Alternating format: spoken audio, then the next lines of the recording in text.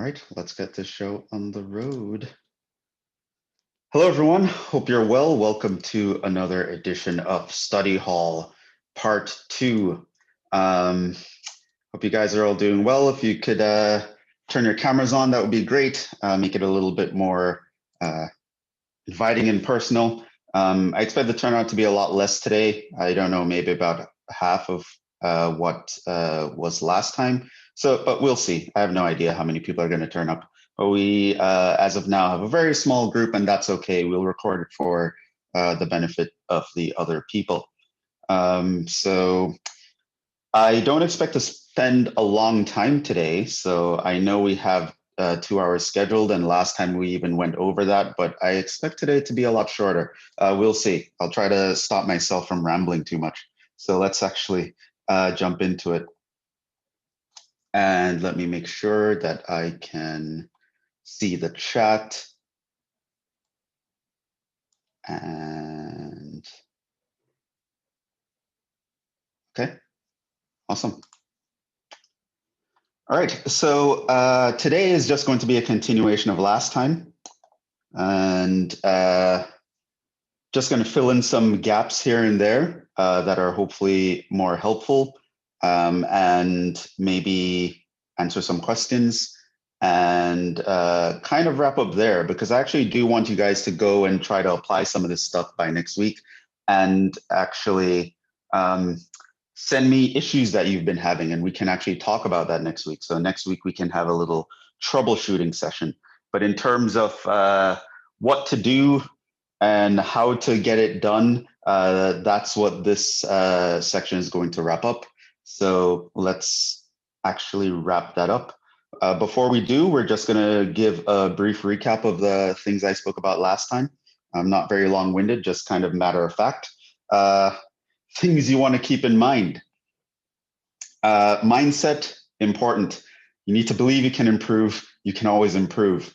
When it comes to assessing yourself, you are the measuring stick, and you can only assess yourself based on what you can do. So it's not about how good your study group is, or how good your tutor is, or how good your teacher is, or how many smart people there are in your class, or whatever. It's none of that, and it's not about. It's about you, right? So just because you read answers and you understand them, or you understand what's going on in class, you cannot use that thing to judge or assess yourself. It's only what you can do. You are the measuring stick. Not everything is easy. So just understand that sometimes you're going to have to work hard for some things. That's fine. For some people, that is working hard at math. That's just the way it is. Awareness and specificity is important. So you need to be aware of just what's going on around you. How are things affecting your progress? And whenever you want to fix something, you have to be aware of specifically what needs to be fixed, and you have to come up with a plan to specifically attack that thing or those things. Yeah,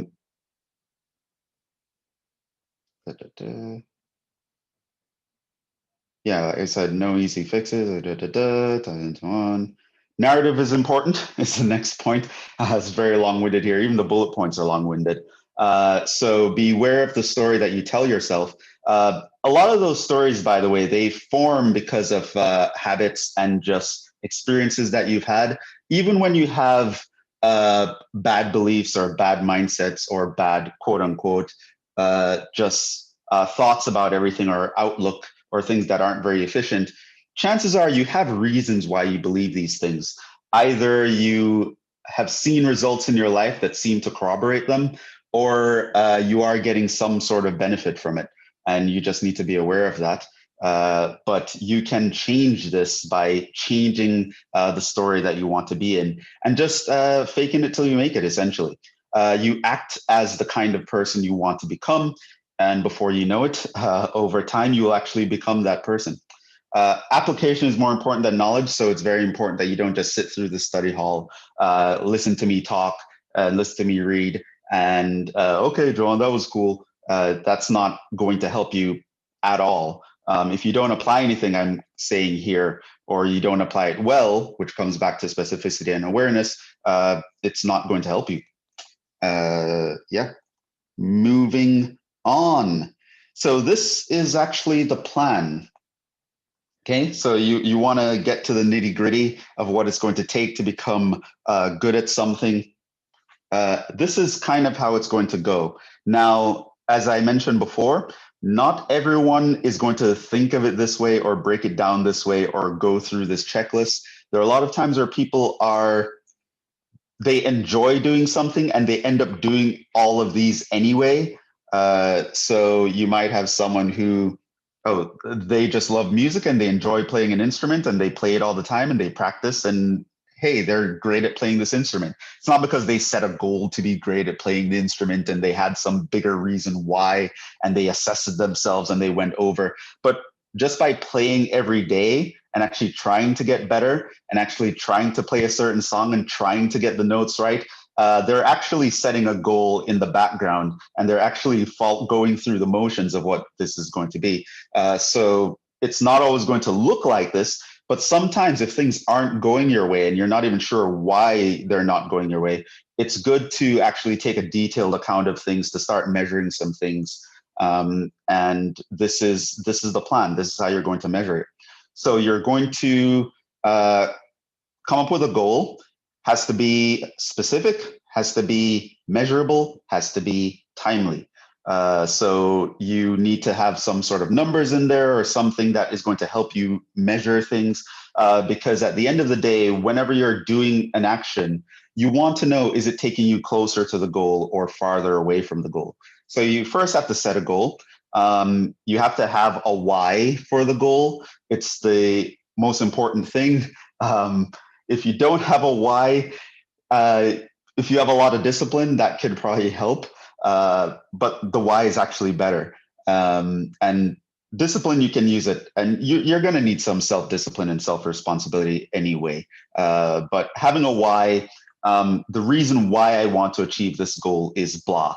That's very personal. There's no good or bad why. You don't have to tell anyone or advertise what your why is. Just you in your own heart. Make sure you know why you're doing what you're doing. It's very important because eventually your mind, consciously or subconsciously, is going to ask you that question. And if you don't have a good answer, that's when you're going to give up.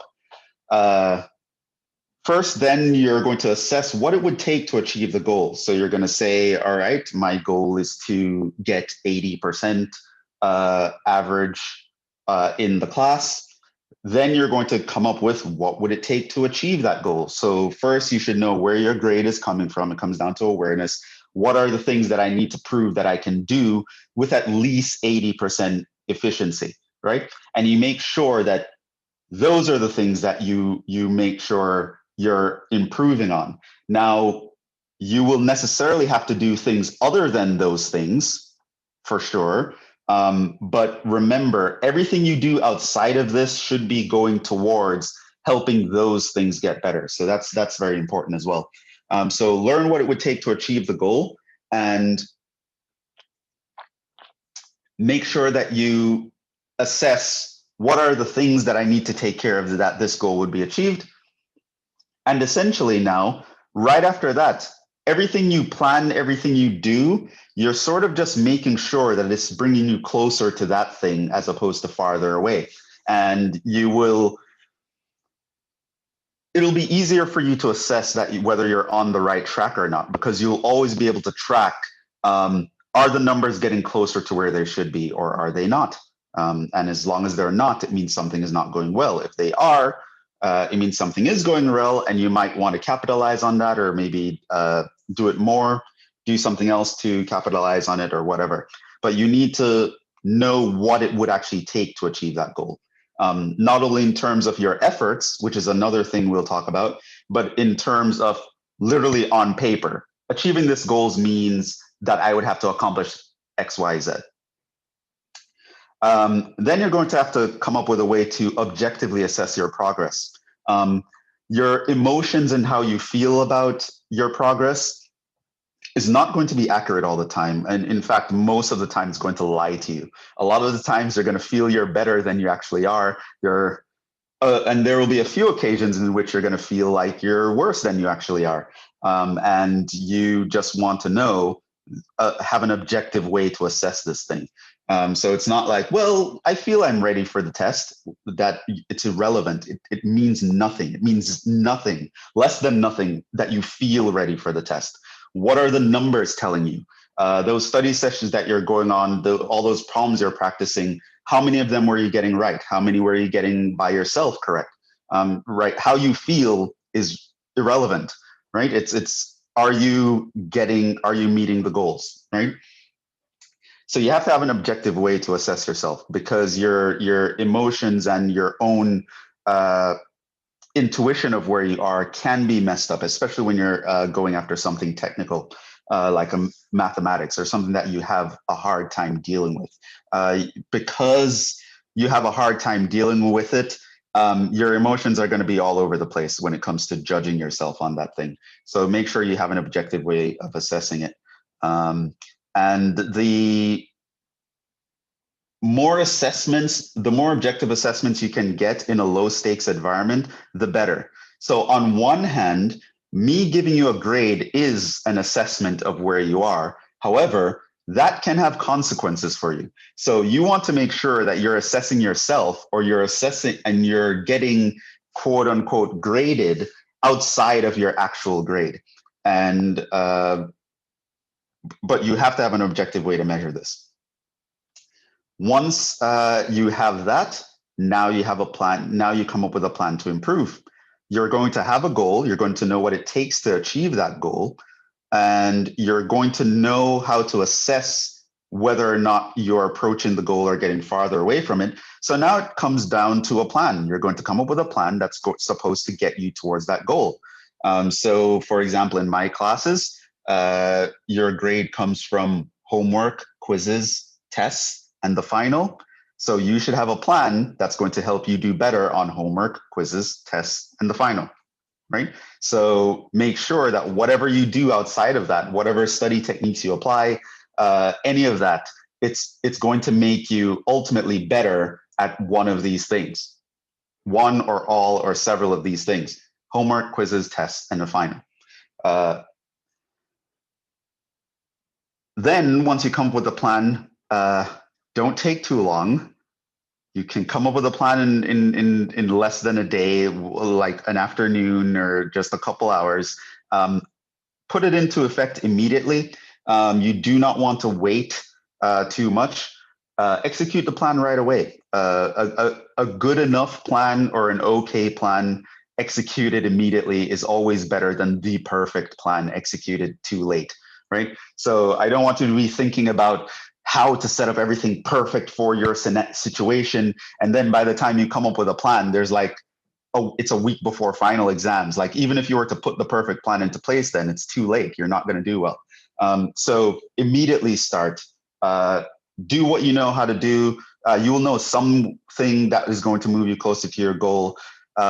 Make up a plan for that thing and immediately start following it. You can change the plan as you're going forward. The plan is not the super important thing. Achieving the goal is going to be the important thing in your mind. And once you are going on with a plan, you're going to continually assess. So you're going to put a plan into effect and you're assessing all the time. You're just keeping repeating this.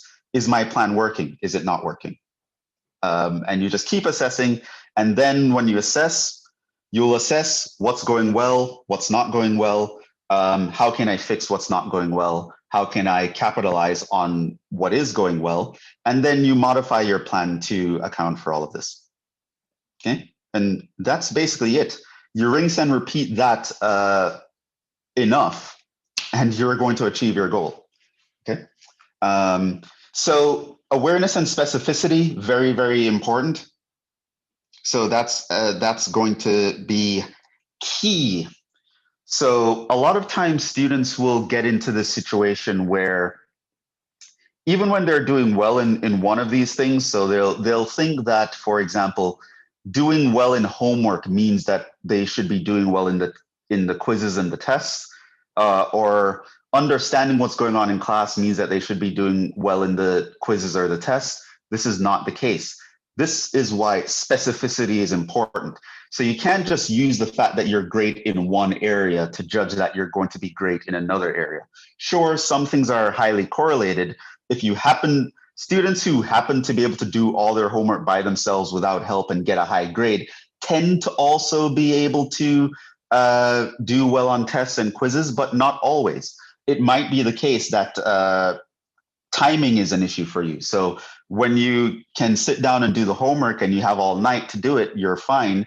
But when there's a test going on and you only have an hour to get all these problems done, that's where you break apart. So homework is specifically different from a quiz, and a quiz is specifically different from a test, right? They all go hand in hand and they'll all help each other out a little bit, but you have to be aware that if you want to get better at tests, you have to focus on tests. You want to get better at quizzes, you focus on quizzes. You want to get better at homework, you focus on homework. You want to get better at paying attention in class, you focus on paying attention in class. Like, you have to focus on each thing individually, and don't just always think about things in terms of, well, it's going to carry over to this other thing. Like, if I'm good at homework, it'll carry over to my quizzes. Yeah, a little bit, but you do have to make sure that you're doing things to specifically get better at quizzes, to specifically get better at tests. Okay, so specificity is important, and the awareness is also important. You should be aware of what your strengths are, what your weaknesses are, what you need to fix, what's going on in general, and just be aware of your own limitations as a human being. Be aware of the fact that you need sleep. Be aware of the fact that your emotions are going to pull you in wrong directions sometimes, etc., etc. Okay, but this is the plan. These 7 steps are essentially your salvation. You follow these steps until you break through the wall, and you'll be fine in all likelihood.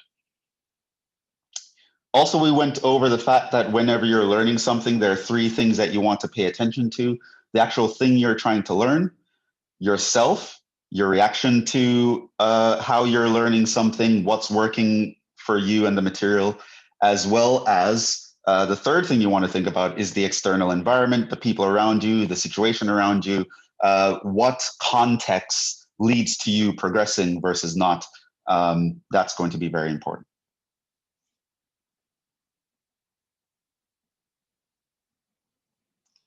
And last time so here was something that hopefully we'll come back to this. So I think I skipped over this. Let's keep going and I'll come back to that.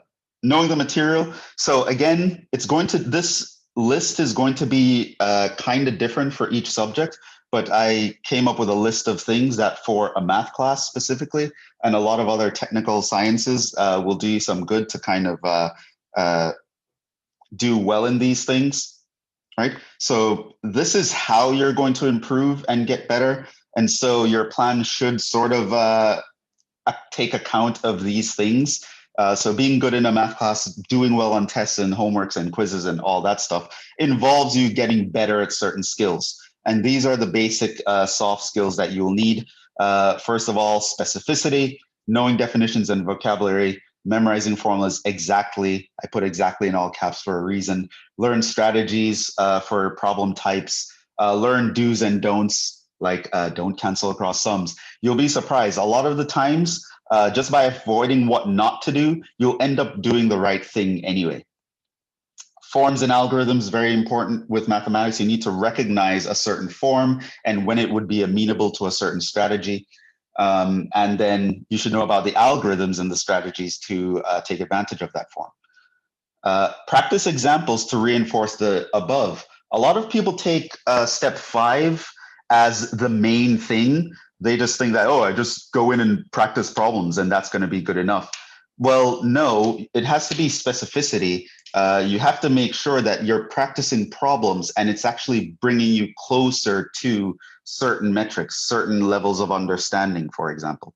So a lot of people will go and start studying by going to the problem sections of their textbook, and then they kind of backtrack and read things based on the problems only. That'll help you get through some things. Usually it'll help the better students get through things, but if you're a student who you're not doing so well, that sort of strategy isn't going to work very well. You want to make sure that you're practicing problems for the purpose of getting better at the language, learning the strategies, learning the rules, memorizing the formulas, right? So every time you practice a problem, you would write out a formula. Every time you're doing a problem type, you pay attention to the strategy. What is the first thing I should do? What is the second thing I should do? What is the third thing I should do? And you kind of come up with steps in your head. Also, a general tip, just language. Talking about what you're learning is going to be very, very important. So very, something that people don't usually think about, especially in like a math class. Your language is actually important. So getting into a study group, talking with people about what's going on, the social structure is going to help you, as well as just the language is going to help you. You have better cognitive abilities when you have the language around the thing, right? The more you can talk about a subject correctly, the better you will be at that subject. Right, so that's a little tip there. Spoke a little bit about knowing yourself, knowing the environment. Here, this is something I was coming back to. What else do we do? Yes, so then we go about awareness, because awareness is very important. It's also something that was I've noticed is lacking a lot in students these days. And so you might be like, well, if I'm not aware, how do I go about getting awareness? Like, I'm not even aware when I'm not being aware. And the truth is, you can just make awareness as a mini goal, right? And then you would come up with strategies that will increase your awareness, right? So you know, again, what someone who's aware would be aware of, right? And then you just make sure that you become aware of those things through some way. And so, yeah, you just pay attention more than you normally do. Just don't decide to go through the motions, but pay attention to each step of everything that you're doing. If you're practicing a problem and you get something wrong, don't just say like, oh, I got it wrong, and then you try again. Find specifically where you went wrong, why you went wrong, make a note of it, write it down. Every time you make a silly mistake, write it down. And just by pointing it out to yourself all the time, you will naturally become more aware of it. And it's amazing how that works. But your brain is actually good at something like that. Once you start just keep bringing something to your brain's attention, it will learn to pay attention to that thing automatically. Your programming as a human being will take over. Okay, so here are some new things that I put in that I'm going to talk about. I didn't want to put in too many more bullet points, and I have a question from a student that sent me an email that I can answer. But let's go back to some of the things that I mentioned that I would get back to. Habits. Want to say something about habits. Last time I wanted to say something about habits, so let's do that now.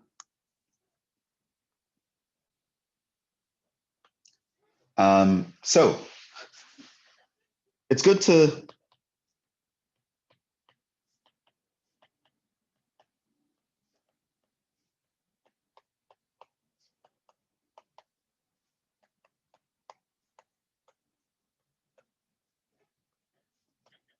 think of everything you do as a habit. A lot of people think of everything they do as a description of themselves, for example. So if someone is lazy, like they don't do their work, they don't do their homework or something like that, they tend to think of that as I'm a lazy person, as opposed to I have a habit of being lazy. And the distinction is actually pretty important. It's important for mindset. It's actually important to help you get better over time. It's better that you think of everything you do as a habit. And it's also very important, and just be aware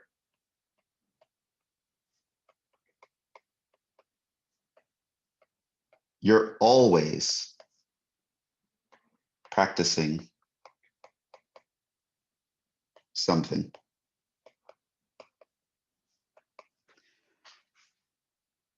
What do I mean by that? Okay, so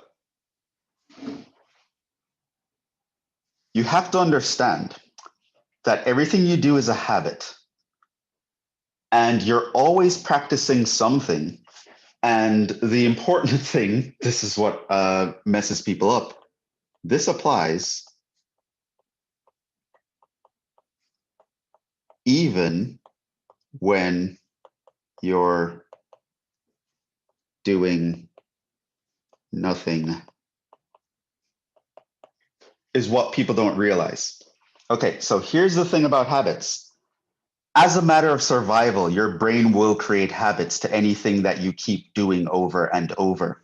It is quite literally a matter of survival. Your brain will build pathways that makes it easier to do some action that you keep repeating.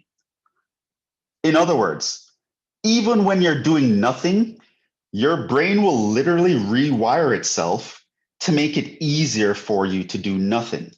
Okay, so when you think that, oh, I'm just slacking off, I'm not doing nothing, well, it's best that you think of that as actually doing something, right? So why laziness is something that seems so hard to break is for this reason. Laziness will eventually become a habit. It will become something that you can get good at.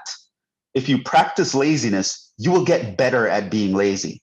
And so whenever you try to not be lazy, it's going to be hard and it's going to be a struggle. And it's not because you're not cut out for the thing that you're trying. It's not because you're a failure or you can't get something done. It's literally because you have been practicing not doing that thing, right? So when you're talking about, well, I know I should study, but it's just hard. I can't bring myself to study. You have to be aware that you not studying is a habit that you've cultivated, and you can cultivate another habit, right? And you have to understand that when you experience that friction, that is what's going on.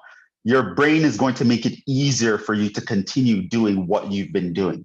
And so it is going to take a lot of willpower and a good plan and a system that is going to break you out of that slowly. And you have to remember, you're never going to naturally do those things, which is why just knowing.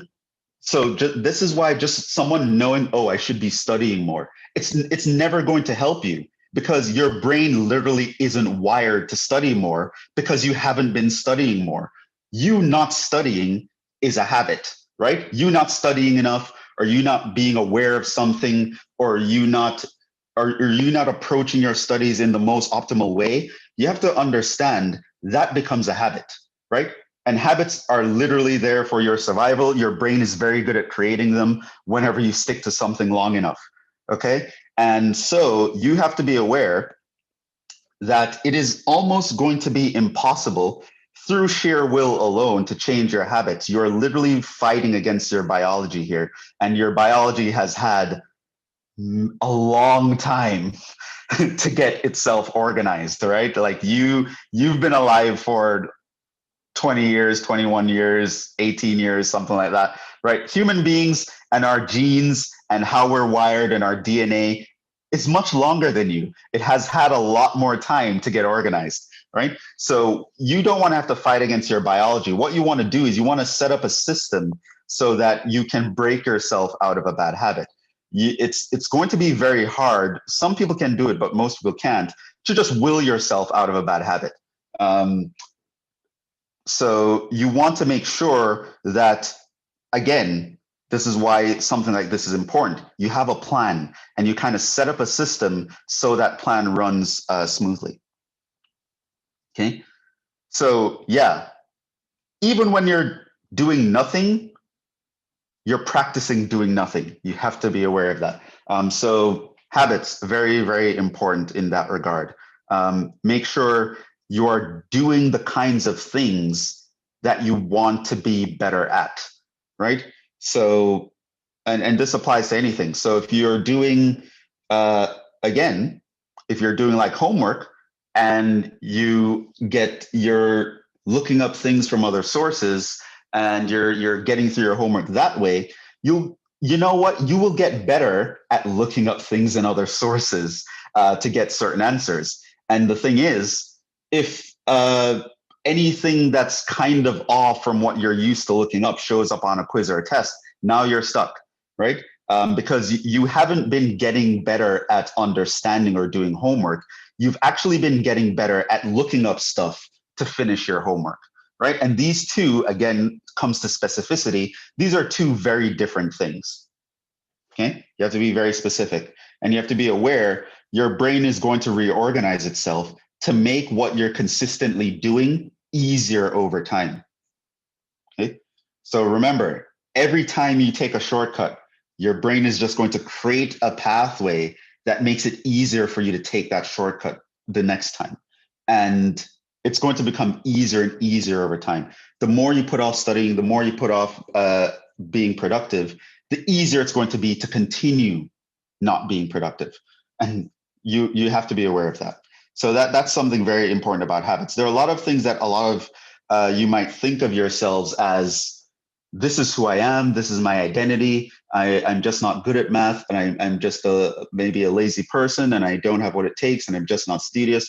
The truth is, that's a habit, right? Like this thing that you think you're good at, it's just a habit, right? And you can break out of it, right? Now, there are many reasons why I can be so confident in that statement, because there are also a lot of people who just have this deep-seated belief that, you know what, math actually just isn't for some people, right? And yeah, I don't think, even the people who say that, I don't think they've ever met someone for which that's going to be true. There are some hallmarks. There are some situations where you can just know, like, if you're able to accomplish this, you're able to do well in a math class. And every college student falls into that category. You can get better at math, change your habits, right? Your habits are going to be everything. And when you're having a struggle, chances are what is going to help you or hurt you is going to be some habit. You have to just be aware of that. That pushback, that tension that you feel, it's just your brain actually pushing back according to some habit. Okay, so you have to be aware of that. There's a lot more I could say about habits, but I don't want to actually drag this out too much.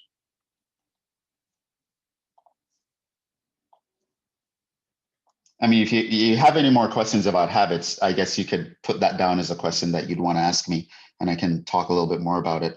And another thing, what improvement feels like. Okay, so let's deal with this. So this one I dealt with on November 13th, Friday the 13th in 2020. Oh my God. Okay, yeah. This one also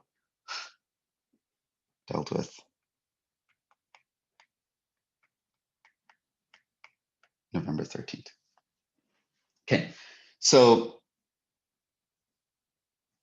it turns out that your expectations of what things will be like can often really kill your progress. And so this is something I want you to be aware of. So this kind of falls underneath the thing I wanted you to keep in mind earlier. Where is it? Yes, being aware of your own limitations as a human being, blah, blah, blah. Right. So here's one of those limitations. As a human being, our expectations can actually lead us astray. And so it's very important that you know what to expect, and that you understand what it would actually mean to improve, because a lot of people actually don't get it. So let's actually talk about reaching the goal.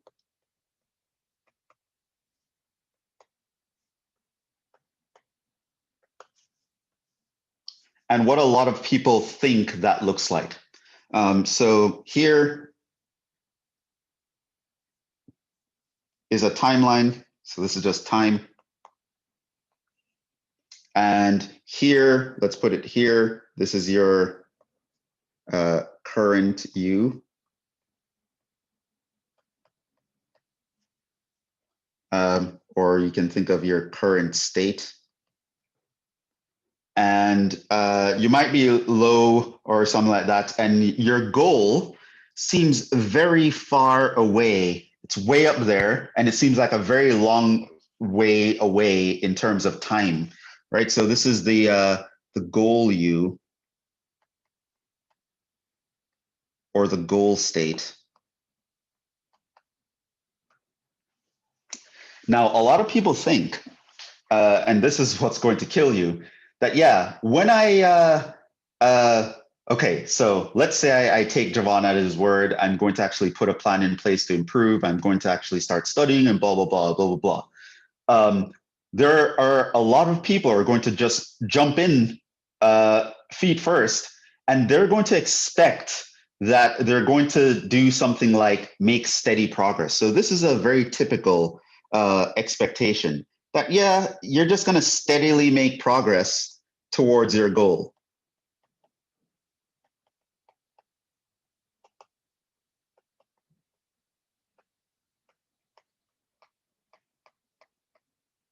Now, for all intents and purposes, for all the reasons that I've mentioned to you before, it is very, very, very unlikely that this is going to be the case.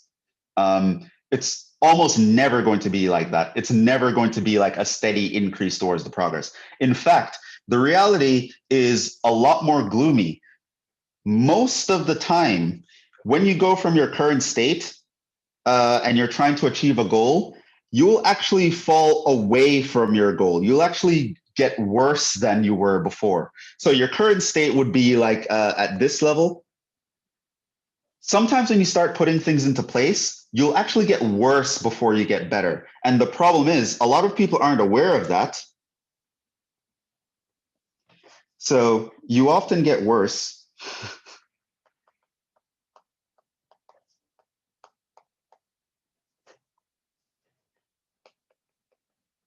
after trying to get better.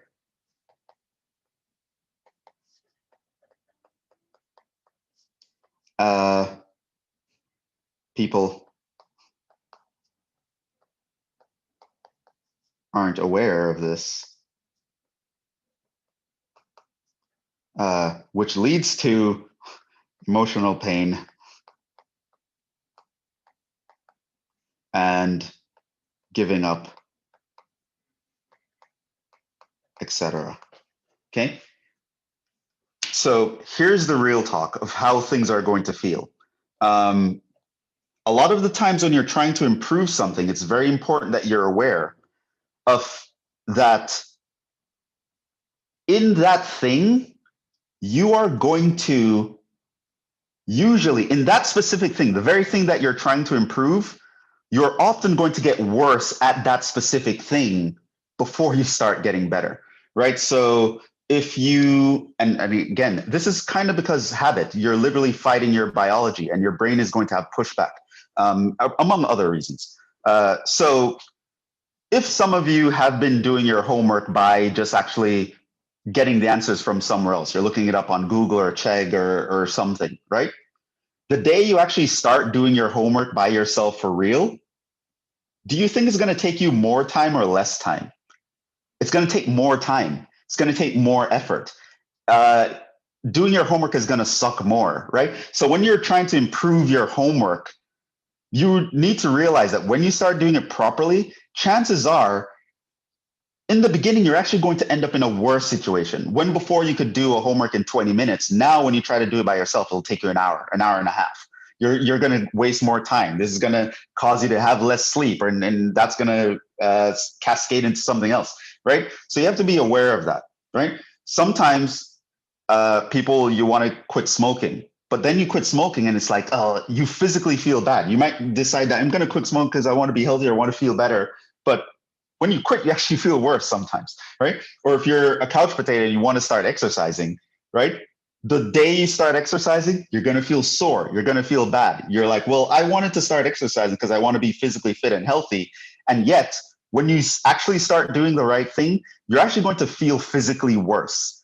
You have to be aware that this is normal, right? So you're going to be doing things, and chances are, if you don't immediately see a benefit, you are going to think that something is going wrong when that's not true. Things can still be going right. You have to realize that the reality is very different from your expectation. A lot of the times you're going to get worse in that thing before you get better. So you start to get worse until you start to pick up momentum and your brain slowly starts to change its habits or whatever. And it's not going to be a straight shot, right? like life issues might coming the way and you might fall down and uh, sometimes another thing that can happen is that you'll eventually get to a point where good enough. Let's give up. That happens a lot as well, because there comes a point where there are diminishing returns. Like there's going to come a point where you're improving very rapidly, but then once you try to improve even more, every new level gets much harder and much harder and much harder, right? So that's something you want to be aware of, right? So it turns out like getting from an F to a D or getting from an F to a C is going to be easier in general than say getting from a C to a B or something like that, right? The problems are going to be more subtle. And sometimes you have diminishing returns to your strategies. This is just something that naturally happens. There's going to be a point where, yes, you've improved a lot, but to get to that next level is so much harder, right? And anyone who even, I know a lot of you in the class are like student athletes or anything like that. So a lot of you even know that's true from like weight training or just practicing or something. Like you can go from a total being new to a sport, not knowing anything, to being decent in a relatively short time. But then to become the best in the nation, it's a whole other story, right? You can learn chess in half an hour, but to become a chess master, to go from the point, to get from a point where you know absolutely nothing in chess to you're able to play the average person, not that hard. But to go from that point to where you could play someone like Magnus Carlsen, it's the same game, but that gap is actually a lot bigger. And so a lot of people are going to get to a point where to actually improve even more is going to take so much effort in a way that they're not going to feel like they want to put in that effort. They're going to get to a point where like, it's good enough. And they're going to give up before they reach the goal. And by the way, a why helps here too.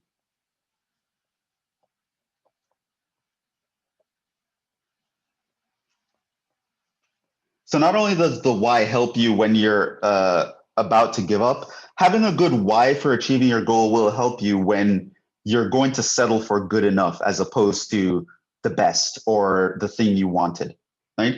So because you had a very important reason that you wanted to reach the goal, you're not going to want to settle for anything less, right? And so at this point, a good why or a lot of discipline will help you with that. So there are a lot of people who they'll get to a point and they'll either just stagnate at that point, and that's where they spend the rest of their life, just being mediocre.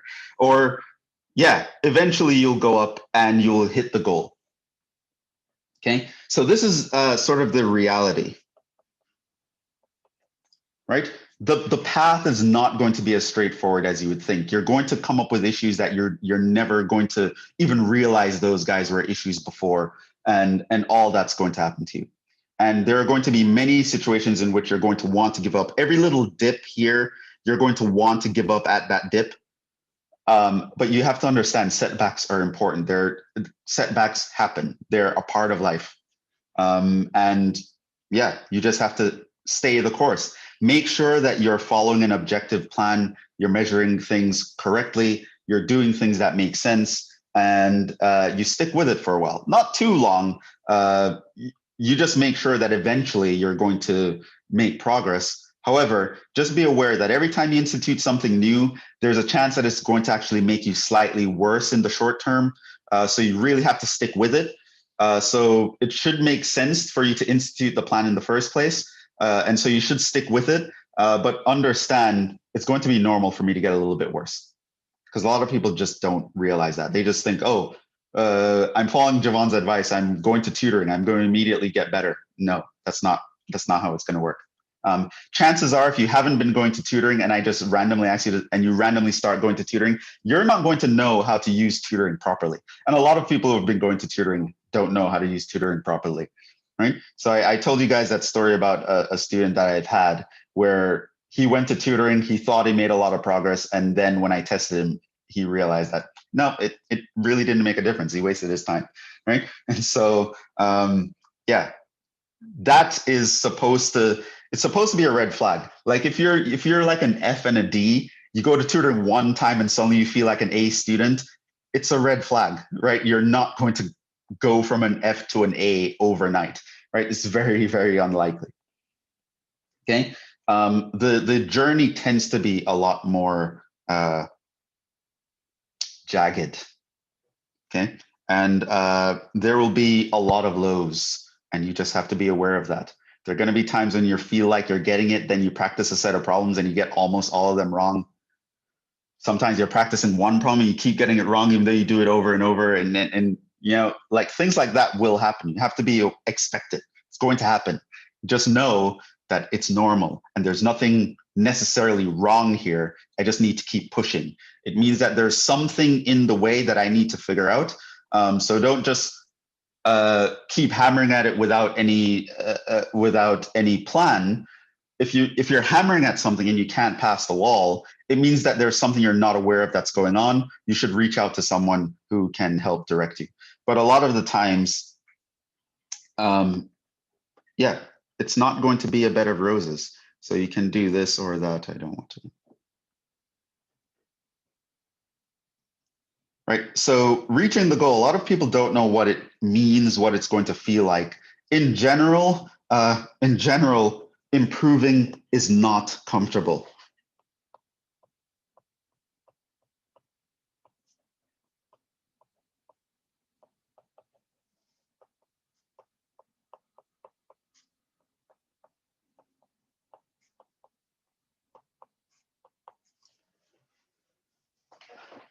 Okay. Now, yes, you're a human being. You're not really going to stick with something that sucks, but you have to realize that things will always suck in the beginning. When you start to get better, you'll start to get some enjoyment and positive feedback from it. But don't expect that positive feedback all the time, consistently.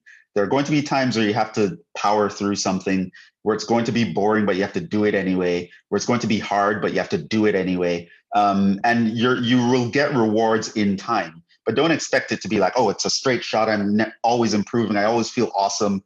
You're not. You're not going to always feel awesome and like you're on top of everything. And that's normal. Doesn't mean you should give up. Doesn't mean anything's going wrong.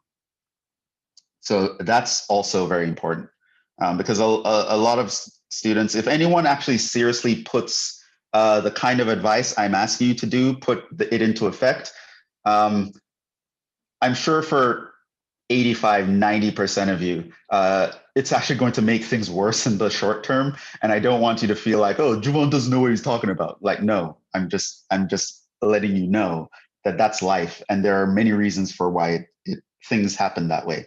A part of it, like I said, is habit. You're very good at not doing things correctly. So when you try to do things correctly, it's going to make you suck at not doing things correctly. And then you have to try to actually wean yourself off of it slowly.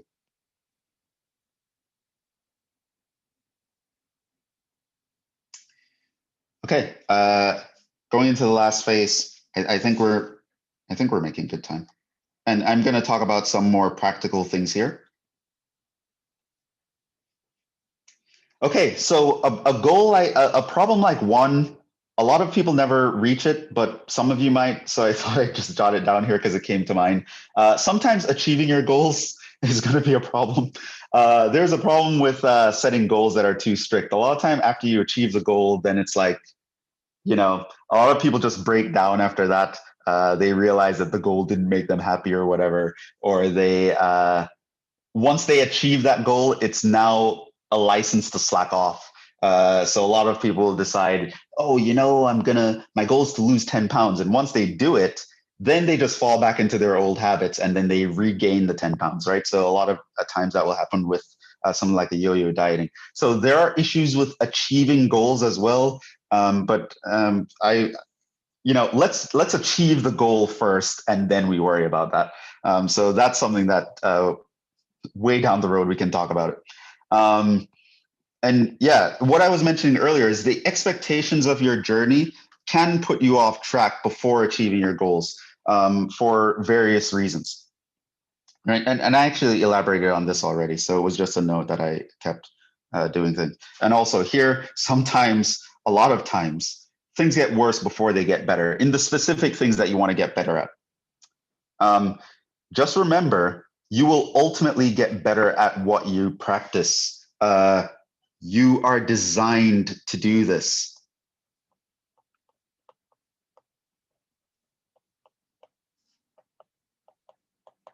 So remember, I mentioned that you should be aware of your limitations as a human being. You need to be aware of your strength as a human being as well. Human beings are the dominant species on the planet, largely in part because we are able to adapt, right? So when you think of yourself as this stagnant thing, like I'm bad at math and I'm always going to be bad at math, you have no idea. You're just like totally denying your very human nature when you say something like that. You will get better at what you practice. You will adapt to things you put yourself through. That's just, as a human being, that's how you are. You will physically adapt, you will mentally adapt. It's going to be hard. It's not going to be a bed of roses all the time. You will get a lot of enjoyment from improvement, trust me. But that enjoyment comes especially in hindsight. Usually when you're in the road, on the road to improvement, you're not going to enjoy yourself all the time, right? You usually enjoy, sure, again, as a human being, you have to be aware of your limitations. You do want to make sure that there are positive emotions associated with improving. So there should be a lot of times people put in a reward system. Okay, if I'm able to accomplish this part of the goal, I'll reward myself. Things like that are important. But remember, it's not always going to be a bed of roses. However, stick with it. You will get better at what you practice, guaranteed. It's literally a property you have as a human being. Okay. Now, again, when you just start doing something that you haven't ever done or haven't done very often, it's going to be very difficult because your brain has literally wired itself to do something else, right? So it's going to be very difficult. But you will get better at what you practice. And at this point, I'd like to re-emphasize specificity. A lot of times, students are practicing certain things and they're getting better at those things, thinking that it's going to help them with this thing that they really care about, but it's not actually that thing. So that's very important. So a lot of students, they'll focus on getting through their homework or writing the best notes or paying attention in class. And they think that, oh, this is just going to translate naturally to me doing well on tests. No, it doesn't. These are not specific enough, right? Paying attention in class is not the same as doing an exam. Doing homework is not the same as doing a test. Doing a quiz is not the same as doing a test, right? There are very different kinds of questions, very different levels of difficulty. Homework would assume that you are just now, you're new coming to a topic and you're learning about it, you're exploring. A quiz will mean like you're supposed to already have done your homework. So you're a little bit on a higher level right now. And so you should be kind of using this to track your progress. A test assumes like, okay, you're supposed to be an expert at this now. You need to prove that you've mastered the concept. You're expected to be at different stages here. So they're not going to be testing you at the same level all the time. So being good at homework, it helps you to be better at quizzes, but it's not the only thing that helps you to be better at quizzes. You have to actually practice being better at quizzes, right? If you want to be better at taking tests, you have to be better at taking tests. And this all comes down to, again, assessing yourself. So if you realize my homework grade is super high, but my quiz grade is okay and my test grade is really low, you need to make sure that you come up with a plan to specifically attack quizzes and tests. And it must involve quizzes and tests. You doing more homework is not an effective plan to help you get better at quizzes and tests because homework is different from quizzes. Specificity is very, very important. You get better at what you practice, but you have to make sure that you're specifically practicing the thing you want to get better at. Okay, so that's very important. It's often overlooked, but a lot of people just think just because I'm doing something that's good and I'm what I'm supposed to be doing, everything else is going to be fine. No, something is going to be fine when you practice that thing. And that's it at the end of the day. You just always have to be aware of that. Yes, these were some quotes. I don't even remember if I spoke about it last time. Do the thing and you'll have the power. I forgot who said that. I remember I was going to look it up, but I forgot. I forgot. Like afterwards, I remember who it was, and then I forgot again. Um, so that was just something about motivation. You're not always going to feel like it. A lot of times when you get on the path to improving, that's when you start to feel more energized and more motivated to go to that thing. To initially start the push is you're going to feel a lot of resistance to that. Okay, so let's now start to segue to more practical concerns. And hopefully this we can pick up with next week when you guys can participate and maybe tell me some things that have been going on. So again, I did want to make today a little bit more practical in terms of things that you should be aware of and what you should know. So here I'm attacking the human side of things and the emotional roller coaster you'll go through when you actually try to put these things into effect. But again, everyone is different. Everyone will have different problems. So I can't be super specific here because different people are going to have different issues. And if I'm trying to be super specific, it's never going to fit any one person very well. So I'm still being a little bit general and theoretical.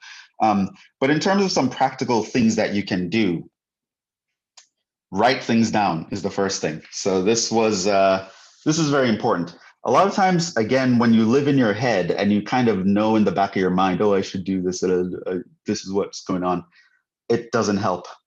Write things down, write your plan down, make a schedule, actually put things on your calendar. I'm studying math from 6 to 7:30 on this day and this day. Here's what I'm going to accomplish. You write down the plan.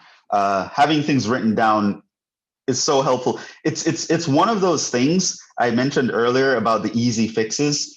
This is one of those things where it's such an easy fix, and you have no idea how just doing some simple things like this is actually going to change your trajectory. Just like writing things down and making a schedule. That alone has been a game changer for me and a lot of other people. And it's amazing because one, doing that actually increases your focus. And when you have things scheduled, when you have a bunch of things in your head that you want to do, then you're hopping from one to the other, or even when you're working on one, you're mentally thinking about the other. It causes you to lose focus. So what you want to do is you want to know that everything has its place. I don't need to worry about that because I already have it scheduled for this time. Right now, it's time for this thing. It's in my schedule, right? It'll keep you more focused. And I think did I write something else there? Okay, so the next point that I wanted to bring up that just occurred to me, I already put it here. Beware of multitasking. So actually write things down. Write down the plan. Write down what you want to do. Write down what goal you want to achieve. Write everything down. It's one of those things that if more people were to do it, there will be so many more successful people. But because people don't even think that's such a good tip, they're like, how is writing anything down going to help? I already know what I have to do. Writing things down will improve your success dramatically. Coming up with a schedule will improve your success dramatically. Those two things are so easy to do, and overlooking them is so easy to do that you're going to overlook them, and it's going to be to your detriment. Also, be aware of multitasking. So I understand it's very easy in this day and age. You have your cell phone, something is always happening, and it's really, and you might not think like it's a lot of you're wasting a lot of time when you say you're doing homework and you get a text and you spend 2 minutes to read the text, and then you put your phone back down, and then something occurs to you. Oh yeah, I want to do that, and then you start right, and you're trying to do things while you're studying. It takes, every time you switch a task, you have to understand, and then that's another thing where there have been many books and studies done about this. Your brain isn't good at multitasking, believe it or not. The human brain is not.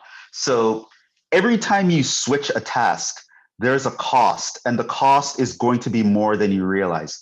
Even if you think it only took you 2 minutes to read that text, trust me, for your brain to disengage from what you're trying to focus on to engaging the text, then to disengage from the text to engage to your work once again, you're losing energy, you're losing brain power, you're losing motivation, you're losing time.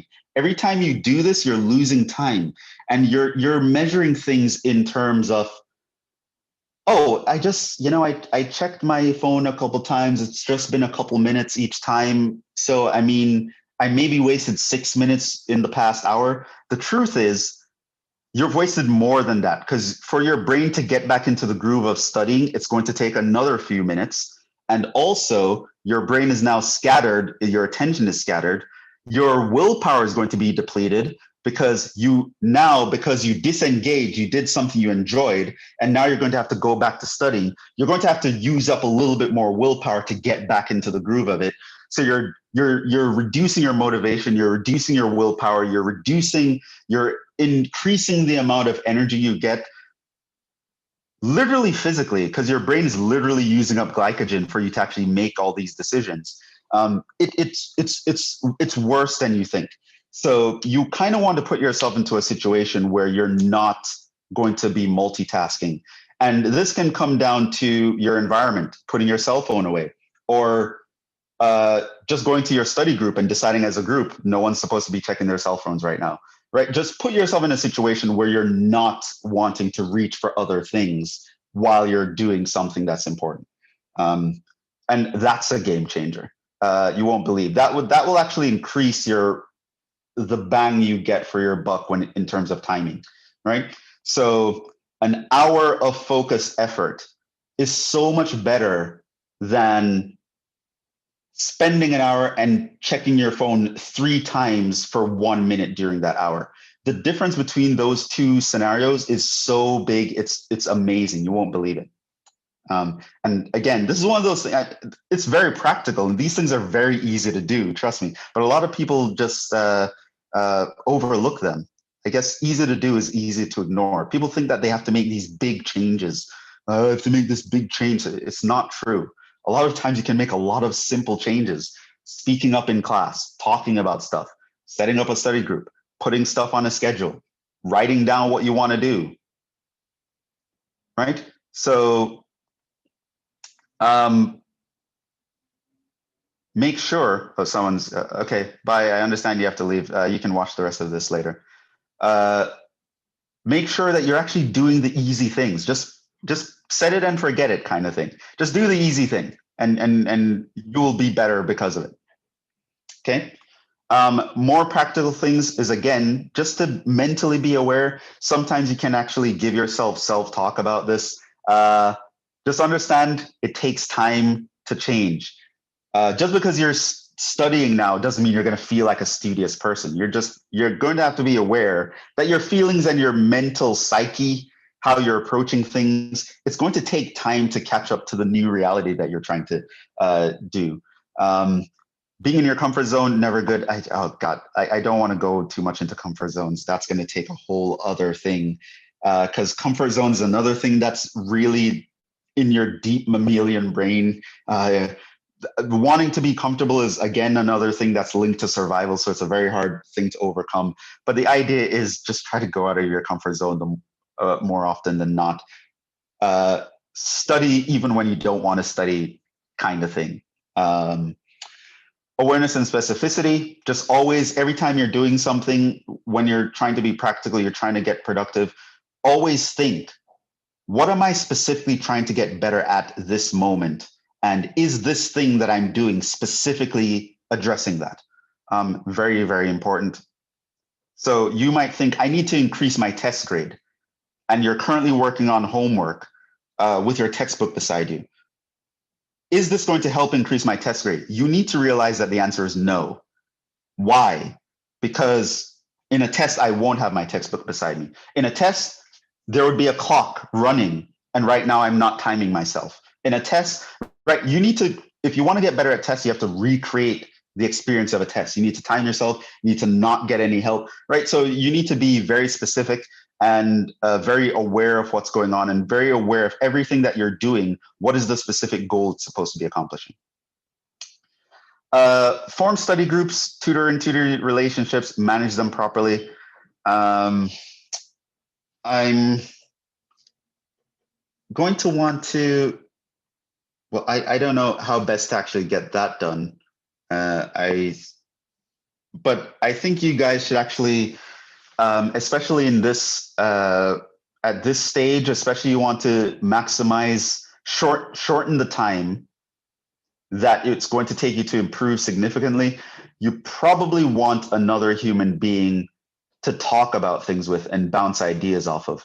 So forming study groups, very important. Having a good tutor-tutee relationship, very important.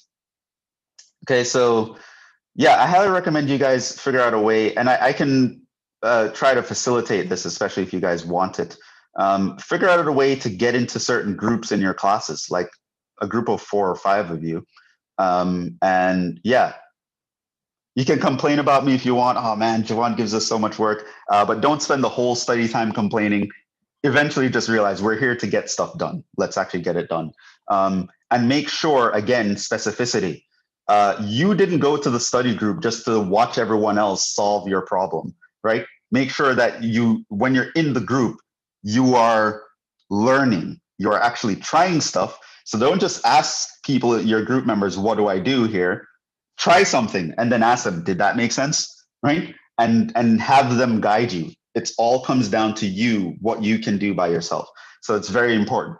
Whether you're with a tutee, whether you're with a tutor or a study group, do not let the group or the tutor do the work for you, right? So that's what I mean by manage them properly. Understand what it takes for you to improve and make sure that when you're in a study group or when you're with a tutor, those things are being addressed, right? If you're not coming up with any of the answers, it's not helping. It's a waste of time. You need to get to a point where you're actually having some input, having a significant amount of input.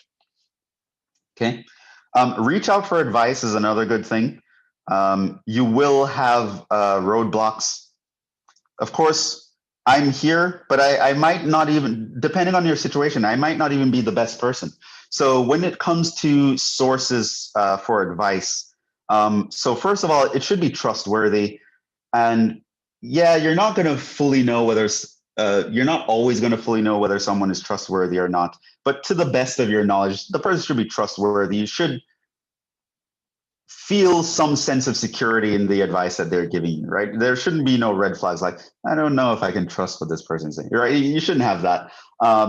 Another thing that you want to make sure when you're going to sources is the person should have accomplished what you want to accomplish, okay? So there are some times when it's so funny to me, like I would give a student advice and they would do something else. And then I would ask them, well, why didn't you do what I asked you? Where did this other plan come from? And they'll be like, oh yeah, my classmate was said that this helped them. So I decided to do that instead.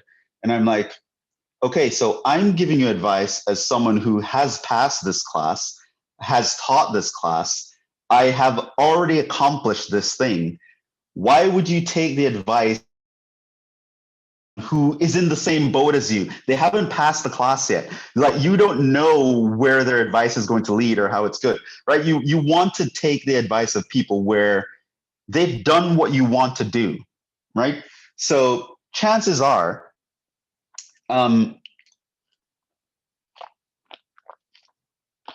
you can get the advice from other students, but they need to be students who've already passed the class that you're asking for advice in, right? There is a time for study groups and camaraderie and talking to your peers and talking to students who are currently in your class, yes. But when it comes to getting advice for what you want to do, how you want to structure things, how you can attack certain problems, you want people who have overcome what you want to overcome, right? And if there's someone in your study group who has overcome that particular thing, yeah, you can get advice from them. But in general, you want someone who's kind of ahead of you to take your advice from. So they should have accomplished something similar to what you want to accomplish. Also, as much as possible, they should have a similar background to you, if you know that at all. So, for example, someone who you know they've always sort of liked math and more or less most of the time it seems to come natural to them, you probably, they're not going to intentionally lead you astray, but when they give you advice as someone who math comes natural to, quote unquote, it's not in general going to be helpful as the advice as someone who was not naturally good at math, made themselves good at math. So if you're not naturally good at math, you probably want to take advice for someone who's also not naturally good at math. However, they have gotten to a point where they're good at math, right? So that's what I mean. They have a similar background to you. They have a similar story. They would be able to say, well, I used to be bad at math, but now I'm awesome and I'm getting A's, right? So you're like, yeah, I used to be a C student, but then I made these tweaks and I am now an A student. And then you're like, oh, wow, I'm a C student. This person knows how to get from a C to an A. I should probably take his advice. Chances are, not always, but chances are that will be more helpful to you than taking advice from someone who's always had an A, or taking advice from someone who hasn't even passed the class that you want to get better at, right? So you want to take advice from people who have gotten over the thing that you want to get over, as well as they're kind of in the same boat as you. They were in the same boat that you were in, right? So a lot of you who are going through this journey as an undergrad student, you want to graduate with your degree in a certain amount of time. And I feel like undergrads take a lot of advice from other students as opposed to their professors and their advisors and people who actually achieved college degrees and kind of know what it's about. A lot of times students tend to ignore those people and then listen to the person in their dorm room or whatever. And it's like, you're not choosing your sources correctly. So definitely reach out for advice, and you might glean some information from your peers. Don't get me wrong. A lot of times what you can learn from your peers is what not to do.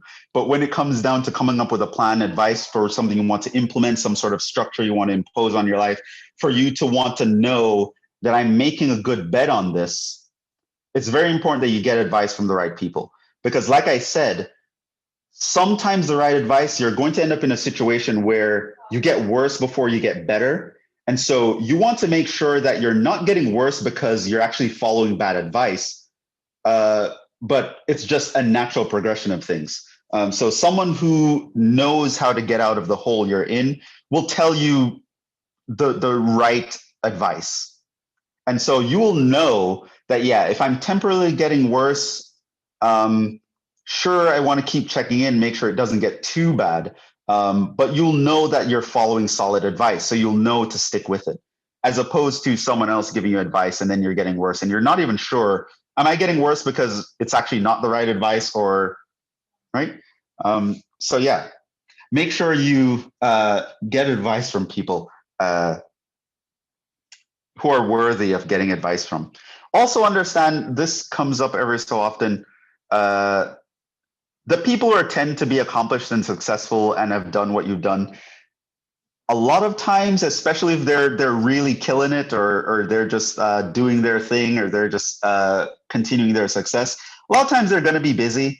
So if you send out emails to them and they're not as responsive or something like that, don't take it personally.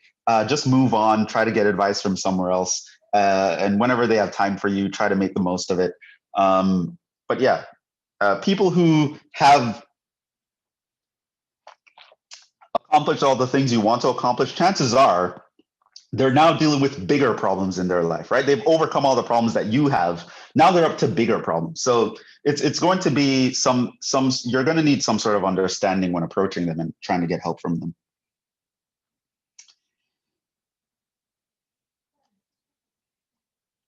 And I think at this moment, that's all the stuff I actually wanted to talk about. So a lot less rambling than last time. But again, I can't get super specific and super down to earth and super practical because, I'm talking to a wide audience. But yeah, little things like these, please actually try to put them in practice, you'd be surprised that there are some things where it's like, this is called Pareto Efficiency. There are some things where it's like 20% of the things you're doing is responsible for 80% of your results. And you'll be surprised. You change a bunch of small things, you're going to actually get better at the bigger things. So doing simple things like writing things down, making a schedule, blocking off time and not multitasking, coming up with a plan that makes sense based on the advice of someone you trust and who has accomplished that you want, and just doing it, right? Just being like, I'm not sure if this is going to work. It doesn't really feel awesome right now, but I'm just going to stick with it and keep tracking my results. Like just having that, forming study groups, talking to people, just reaching out, right? These are some very practical, down to earth things that you can put into effect today. And it's like in the long run, your life is going to be so much different. It's not even funny. So I want to actually wrap up now with the audience participation part.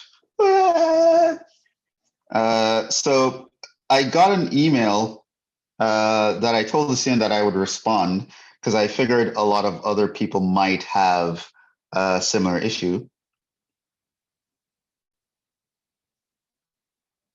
And I believe I took out all the identifying information here. So the student had some questions about studying. When I get tutoring with a tutor, she watches me do the problem at first, and then she corrects me if I'm wrong. Also, if I come to a problem and I do not know the concept or how to solve the problem, my tutor will explain the problem, and then we go to the next problem. I do not know if this is productive. Well, it depends. So at the end of the day, to know whether or not it's productive comes back to you doing the assessment, right? At the end of the day, there's always a follow-up that's necessary. So for one, depends. The follow-up, the follow-through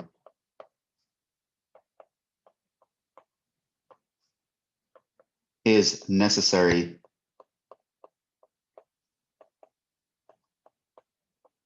to judge. Okay? So let's say you're currently doing tutoring, you feel like you're doing it the right way, but you're not sure, is this the most productive way? You can know, and that's just because of the follow-up. So in this question here, it says that, okay, once we learn it, we move on to the next problem. And that's fine. If you're in a tutoring session, you might want to, and you're paying for it especially, you might want to get through a bunch of problems. But it's very important that you go back and you personally follow up. So when the tutor tells you the answer to a problem and you guys solve it together and then you move on to the next problem, you make a note of that problem, make a note that the tutor helped me do this. And then after your tutoring session is over and you're not on the clock anymore, you're not paying the tutor, you go back and you personally look back at that problem and do similar problems. Look up in your textbook for that problem and see, do I understand? You can actually go through and do some different problems under that kind of category. And then you'll see if you're now getting most of the problems right, then yeah, it was productive. You did understand. If you realize that you're still stuck, then it wasn't productive. You don't understand. And that's at the end of the day. Like I said, as a human being, your emotions are going to not be the best judge of it. You're going to need to actually put pen to paper and make some objective assessments. And the follow through is going to be important. So different people will have different levels of productivity from different things.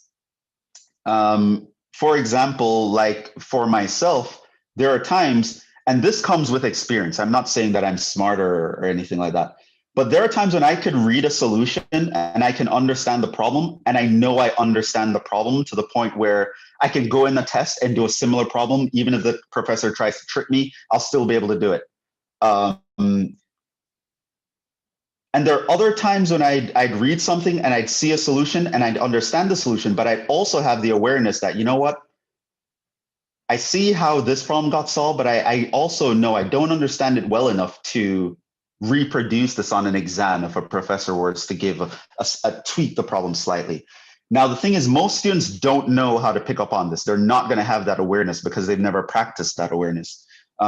So there are going to be times when a student will read a solution, they'll understand it, and they'll confuse this for them understanding. And then the thing is, they never do the follow through. They never actually check that they actually understand. And so they think they understand, and they think they did productive things, and then they go into a test and they realize they didn't.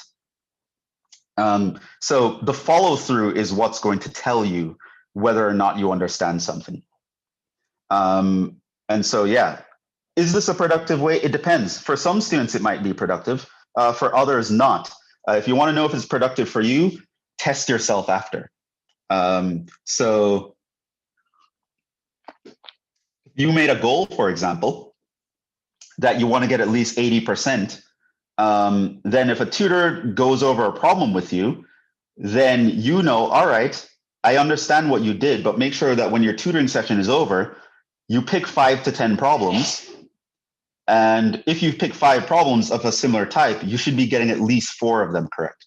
If you pick 10 problems of a similar type, you should be getting at least 8 of them correct. And if you're not there, it means you don't understand.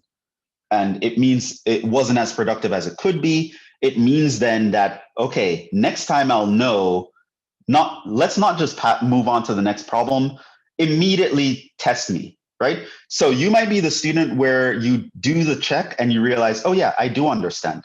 And so you'll know that, yeah, this setup is productive. But you might also be the student where you think it was productive, but then you go and test yourself and you realize, out of these 10 problems, I only got 2 of them right. So I obviously don't understand. So the next time you meet with a tutor, you now know something about yourself. You're going to know, okay, whenever you explain something to me that I didn't get, you have to immediately follow up with an example where a similar example where I can do it in front of you, where you can test me to see if I actually understand. And that's where you might want to do the follow-up during the tutoring versus after the tutoring. It depends. So there's no way to answer in general if it's productive. It doesn't sound like anything is outright wrong here, but as for whether or not it will work for you, you can know by assessing yourself at the end.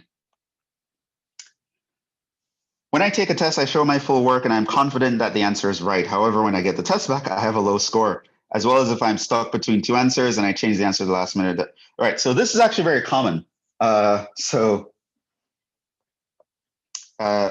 common issue, and even this semester, I've actually had some office hours with students which were in this very situation.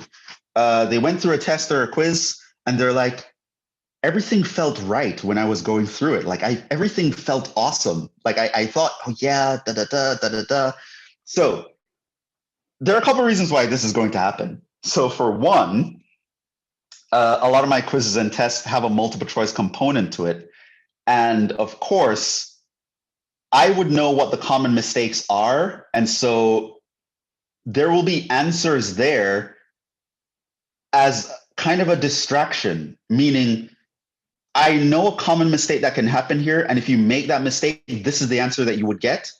And so the thing is, if you make that mistake and you're not aware that you made that mistake, you're going to see your answer there. And because you're not aware of that mistake and the answer is there, you're going to click on it and you're going to get the sensation that, oh yeah, this is going well, when it's not. So that's what was happening. And at the end of the day, I always find it's the same thing that's responsible here. This happens because of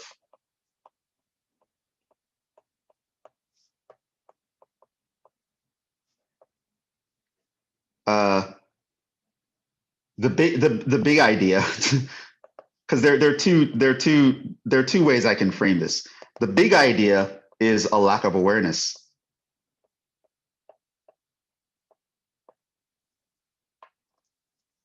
Right? You have to realize that that's what's happening, right? If you feel like everything is going right and then you get the test back and it didn't go right, it means that you weren't aware that it wasn't going right, right? Because you were blindsided by it, which means that's definition lack of awareness, right?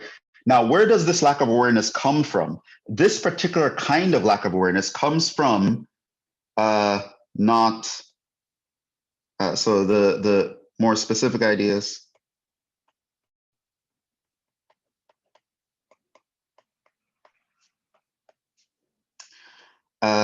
Not knowing very common thing, definitions or formulas correctly, or strategies or statements.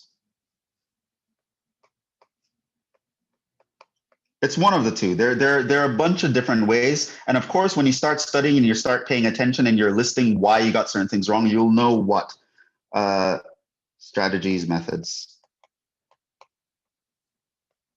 are off. So I can give you guys a quick example. Not everyone here is in calculus, but the calculus 1 and calculus 2 students will actually see what I'm saying. So for example, for those of you who don't know calculus, don't worry about this. I can actually even teach you this on the spot. So there's a rule in calculus that says whenever you see something like this, the answer is this, right? So for example, this. So for example, if I say d dx of x cubed, the answer is 3x squared. You take the power, you bring it down in front, then you subtract 1 from the power. Or if you have d dx of x to the 1/2, that becomes 1/2 x to the minus 1/2, etc. Right? So if you're not in calculus, don't worry about what this means or what. Just know that this is a rule. So now it's very important. It's important to note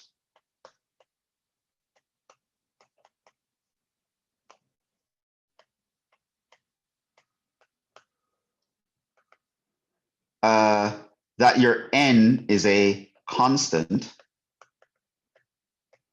and your x is a variable, and the variables match, right? So for what I mean by that is notice that here I have d dx of x to the n, and there's an x down here and there's an x down here. So what here's common things that can happen. So here, common errors. So I can ask on an exam, for example, d dy of x cubed, right? So up here, we know that d dx of x cubed is 3x squared. So for someone not paying attention that there's a y here and the y and the x don't match up, they might just not paying attention thinking the answer is 3x squared, but that's wrong.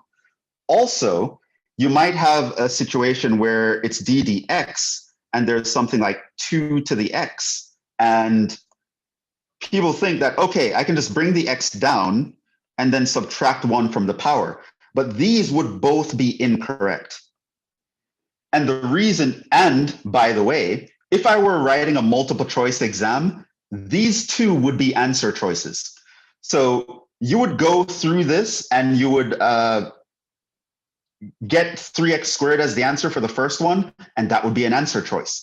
And you would do the second one, and you would get x times 2 to the x minus 1 as an answer choice. And you will think you're doing it correctly, but that's because you never paid attention to what's up here. So now you're doing it incorrectly and you don't even know. And because it's a multiple choice, it's reinforcing that. So you come away with a mistake. So the problem here with d dx of 2 to the x, the problem is the power is a variable and the base is a constant. Whereas in the rule,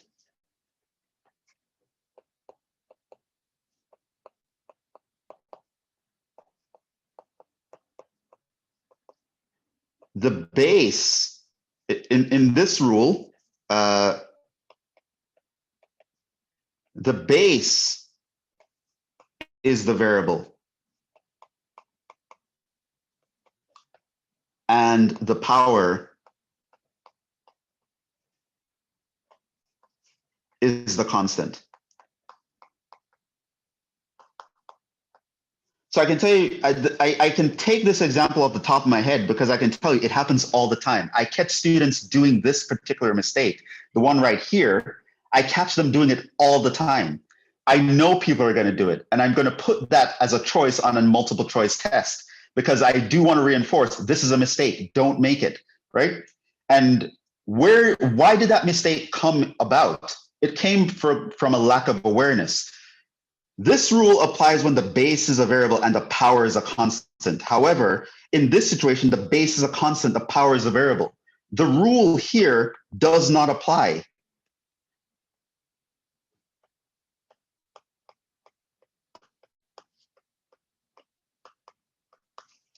So someone can go through, right? So this is a very realistic scenario.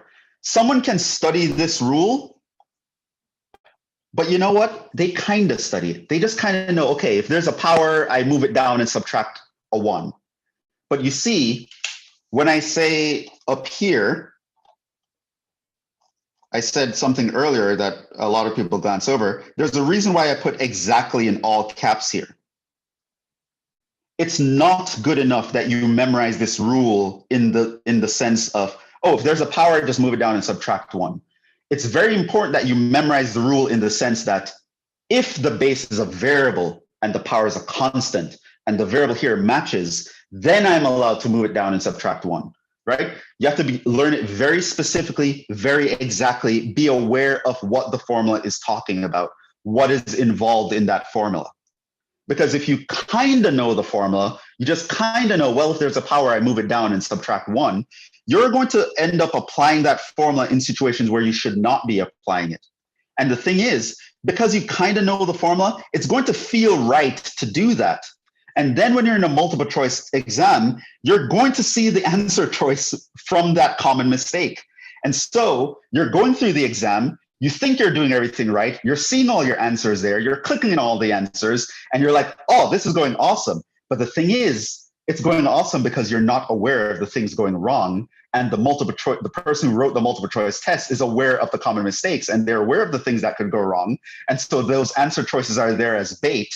And so you're making a mistake where the answer choice is there. It's going to look like a reinforcement. And so you are now in a situation where you're going through a test and you're clicking all these answers and everything feels right. Oh yeah, I did awesome on that test. I did all the calculations and every time I came up with an answer, the answer was right there, right? Of course you're going to feel like you're doing well. And then when you get the test back, you're going to realize, what the hell's going on? And that's when it's all this confusion and, oh, Jhevon's trying to get me to fail and math is so hard and this is all confusing. At the end of the day, it comes from a lack of awareness. That's the main problem. It means that the thing you think you know very well, you don't know it very well. You only kind of know it very well. And the test exploited that weakness. And it did it without you even realizing it. And so that's why you're very confident in your answer when it's like it's objectively a wrong answer. Like it's not, like those of you who are in my Calc 1 and Calc 2 class will know this is not the answer. Like we can check that this is not the answer. But guess what? Students do something like this all the time. A lot of students will think this is the answer. And they'll feel very confident that that's the answer. And it's because their confidence is based on a very shaky foundation. They're confident in this thing that they're not fully aware of it, right? So they're not fully aware of how this thing works. They don't know what the pieces are, when it applies, how it applies, but they kind of know it. And then that lack of awareness, that now them kind of knowing it, they convince themselves that they know it. It's easy to go in a test, completely butcher it, and feel super confident about it, especially if it's a multiple choice exam. Because multiple choice exams are written where a lot of the answer choices are bait. They know the common mistakes that will happen, right? So this is a very common situation. And it happens because of a lack of awareness. Whenever that happens, it means You don't know what you think you know. That's basically what it means. It means you're confident in something that is not true. And you need to go through that. So at the end of the day, again, it comes back to specificity and awareness. When you get a problem wrong that you are so convinced you are right, specifically figure out, why were you wrong? You said here you show your full work. Look back at the full work. Look over it with a tutor. Where did I go wrong? In which step? Find the step. Find the concept that was out of whack. You might even, once you show your full work, you might even have done something like this, and the tutor will be able to point out, oh, that's not a formula. That's actually not true. Or you might have done something else, and the tutor will be able to say, no, your mistake happened on this line right here. And then now you're going to fix it. And then you're going to let, oh yeah, I need to make sure that when I'm using this formula, all of these things are in effect, because otherwise the formula is not going to work. So that was a very long-winded answer. Hopefully it was helpful, but it's a very common issue. And it happens because of lack of awareness, right? It's one of the reasons why I keep going about, there are so many times where I mention here specificity and awareness, specificity and awareness. I mention it several times, and I talk about it several times. At the end of the day, a lack of awareness is going to kill you. You need to be aware of what's going on. What are the rules of the game that I'm playing? What do I need to do to get a good grade? What do I need to do to accomplish the goal? You need to be aware of what's going on. What are the rules?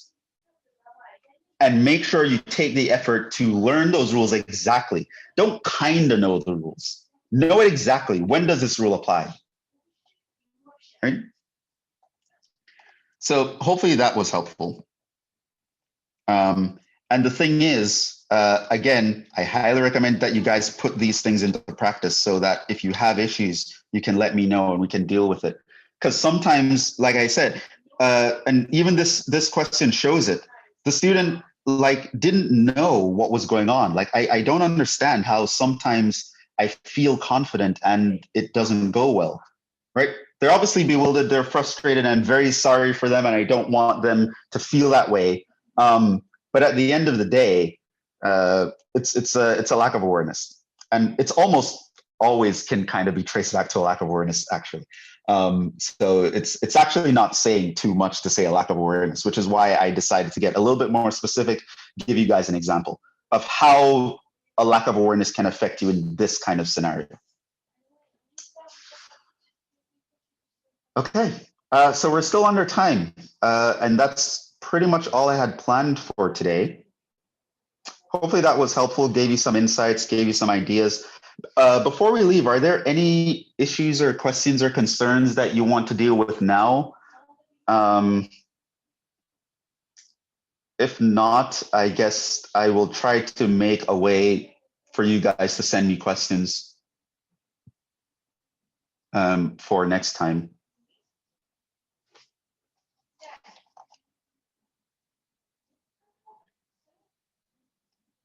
But yeah,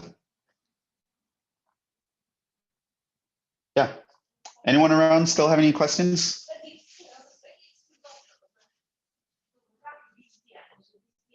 Are we good?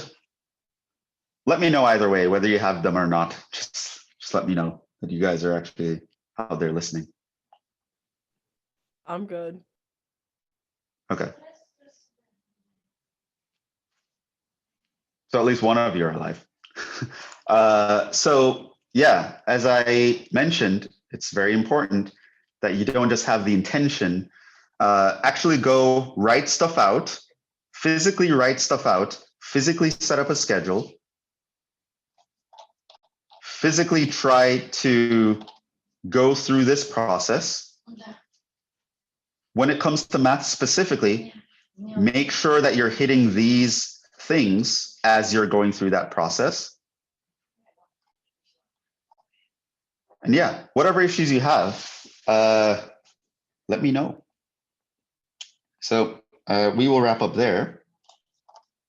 Hopefully that was helpful. This was Study Hall Part 2. Okay. All right. Thank you for joining. Thank you for your attention and taking the time. I will wrap up there. Have a good night, everyone. Good luck studying. Good luck with finals. And I will see you guys in the next one. Ciao.